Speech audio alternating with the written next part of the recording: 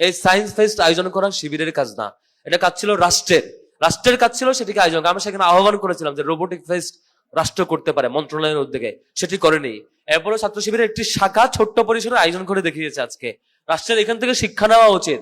ছাত্র শিবিরের মতো একটা ছাত্র সংগঠন যদি তার একটা ছোট্ট ব্রাঞ্চ যদি এ লেভেলের রোবোটিক ফেস্ট করতে পারে, রাষ্ট্রের এটাকে অনেক বড় লেভেলে নিয়ে যাওয়া উচিত। রাষ্ট্রের দায়িত্ব হলো এখান থেকে শিক্ষা নিয়ে সেটি স্কুল এবং একদম জেলা পর্যায়ে কিভাবে ম্যাক্সিমাইজ করা যায় এবং শিক্ষার্থীদের কিভাবে শেখানো যায়। আমাদের আশপাশে দেখতে পাই সেসব উন্নত রাষ্ট্রগুলো যারা সভ্যতার শিক্ষা দেয়, যারা এগিয়ে যাচ্ছে, যারা আমাদেরকে টর্চার করে, আমাদেরকে 200 বছর শাসন করে, এখান থেকে লুটপাট করে, এখান থেকে আমাদের অর্থনীতি ধ্বংস করে দিয়ে, এখান থেকে সম্পদ নিয়ে যেয়ে আমার সকল পলিটিক্যাল সিস্টেম, শিক্ষা ব্যবস্থা, বিচার ব্যবস্থা সবকিছু ধ্বংস করে দিয়ে এখান থেকে লুটপাট করে তারা গিয়ে সভ্যতা কায়েম করেছে। সেই সভ্যতাকে আমরা শিখছি, আমরা শিখার কথা বলছি, আমাদেরকে ফলো করার অভিনয় করতে হচ্ছে। আমাদের দুর্ভাগ্য, এদেশের রাজনৈতিক জনগোষ্ঠী, এদেশের সিলেক্টিভ স্টুডেন্ট অর্গানাইজেশন গুলো তারা চেষ্টা করে একে অপরের পিছুটান কিভাবে দেওয়া যায়, কিভাবে বাজে কাজগুলোতে প্র্যাকটিস করা যায়।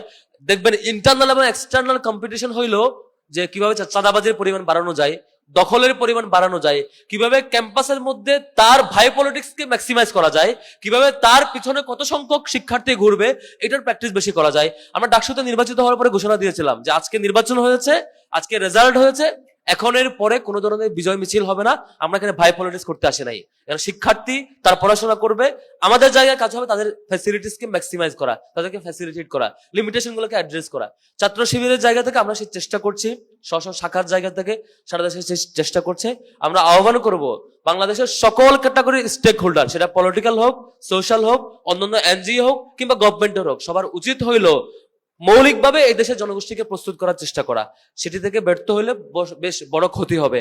আমরা এর আগে যখন সায়েন্স ফেস্ট আয়োজন করেছিলাম তখন আমরা বলেছি এই অঞ্চলের শিক্ষা ব্যবস্থা টপ মোস্ট লেভেলে ছিল, যখন এই অঞ্চলে সে সময়ের ব্রিটিশরা, সে সময়ের ইংরেজরা, সে সময়ের অন্যান্য উন্নত রাষ্ট্র যাদেরকে আমরা এখন উন্নত রাষ্ট্র বলি, যাদের কাছে শিখতে চাই, যাদেরকে ফলো করতে চাই, যাদের ব্যাপারে আমরা খুব পুলকিত হই, সেই কমিউনিটির নাগরিকেরা আমাদের এই এলাকায় আসতেন এবং শিখতে আসতেন, পড়তে আসতেন, ব্যবসা করতে আসতেন, রাষ্ট্র ব্যবস্থা দেখতে আসতেন। কিন্তু এক পর্যায়ে কি হলো, এক পর্যায়ে তা ব্রিটিশরা এসে এটা দখল করে এই এলাকার পলিটিক্যাল সিস্টেম নষ্ট করে দিল, এই অঞ্চলের রাষ্ট্র ব্যবস্থা নষ্ট করলো, এই অঞ্চলের শিক্ষা ব্যবস্থা ধ্বংস করে দিল, এই অঞ্চলের টোটাল সিস্টেমটা নষ্ট করে নতুন করে এই অঞ্চলের মানুষকে দাস বানিয়ে ছাড়লো। এই অঞ্চলের মানুষের চিন্তা চেতনা কলোনিয়াল মাইন্ডসেট তৈরি করলো, যার মধ্য দিয়ে আমরা একটা অধপতনের চূড়ান্ত শিখরে গিয়েছি, আজকে যেখানে এসে ঠেকেছি। এবং এখন আমরা তাদেরকে আইডল মানতে শুরু করছি, অথচ আমরা ভুলে গিয়েছি এই অঞ্চলের মানুষরা আমরা সবকিছুর উন্নত শিখরে ছিলাম, সবকিছুর এই সকল জ্ঞান বিজ্ঞানের, সকল সভ্যতার অন্যতম চূড়ান্ত লেভেলের ধারক এবং বাহক ছিলাম আমরা। এবং আমরা আজকে পিছিয়ে গিয়েছি। আজকে স্বাধীনতার এত বছর পার হওয়ার পরে এই অঞ্চলের স্বাধীন জাতি হিসাবে আমাদের অন্যতম বড় করণীয় ছিল আমাদের সেই হারানো গৌরব ফিরিয়ে নেওয়া। আমাদের করণীয় ছিল আমাদের এই ইয়তদেরকে, এই স্টুডেন্টদেরকে, আমার সকল শিক্ষার্থীকে এই জাতির জন্য উপযোগী করে গড়ে তোলা। ছাত্র শিবিরের জায়গা থেকে, ছাত্র শিবির আপনারা দেখে থাকবেন এবছর ডাকসু, চাকসু, জাকসু নির্বাচন হয়েছে, আরো অসংখ্য পলিটিক্যাল ইভেন্ট গিয়েছে। সবকিছু পলিটিক্যাল ইভেন্টকে ছাপিয়ে ছাত্র শিবিরের মূল ফোকাস ছিল শিক্ষার্থীদের নিয়ে কাজ করা। আপনি দেখে থাকবেন প্রত্যেকটা শাখা পর্যায়ে সকল A+ প্রাপ্ত শিক্ষার্থীকে সংবর্ধনার আওতায় নিয়ে আসা হয়েছে। সকল A+ পান্নায় রেজাল্ট খারাপ হয়েছে তাদেরকে কাউন্সেলিং এর আওতায় নিয়ে আসা হয়েছে। সকল পর্যায়ে নবীনবরণ প্রোগ্রাম এবং ক্যারিয়ার গাইডলাইন প্রোগ্রাম হয়েছে সারা দেশের সকল পর্যায়ে। আপনি দেখে থাকবেন যে জাতীয় পর্যায়ে সায়েন্স ফেস্ট হয়েছে, আজকে একটা শাখার উদ্যোগে রোবোটিক ফেস্ট হচ্ছে। আবার দেখে থাকবেন যে 26 সাল এখনো আসে নাই, সেটার প্রকাশনা উৎসব হয়েছে, সকল ক্যাটাগরির প্রকাশনা। অর্থাৎ একটা শিক্ষার্থীকে যত ক্যাটাগরিতে যতভাবে ডেভেলপ করা যায়, ছাত্র শিবিরের জায়গা থেকে আমরা সকল পর্যায়ে সেটা করে যাচ্ছি শিক্ষার্থীকে তৈরি করবার। কিন্তু দুর্ভাগ্য, এদেশের রাজনৈতিক জনগোষ্ঠী, এদেশের সিলেক্টিভ স্টুডেন্ট অর্গানাইজেশন গুলো তারা চেষ্টা করে একে অপরের পিছুটান কিভাবে দেওয়া যায়, কিভাবে বাজে কাজগুলোতে প্র্যাকটিস করা যায়। দেখবেন ইন্টারনাল এবং এক্সটার্নাল কম্পিটিশন হইলো যে কিভাবে চাঁদাবাজির পরিমাণ বাড়ানো যায়, দখলের পরিমাণ বাড়ানো যায়, কিভাবে ক্যাম্পাসের মধ্যে তার ভাই পলিটিক্সকে ম্যাক্সিমাইজ করা যায়, কিভাবে তার পিছনে কত সংখ্যক শিক্ষার্থী ঘুরবে, এটার প্র্যাকটিস বেশি করা যায়। আমরা ডাকসুতে নির্বাচিত হওয়ার পরে ঘোষণা দিয়েছিলাম যে আজকে নির্বাচন হয়েছে, আজকে রেজাল্ট হয়েছে, এখনের পরে কোনো ধরনের বিজয় মিছিল হবে না।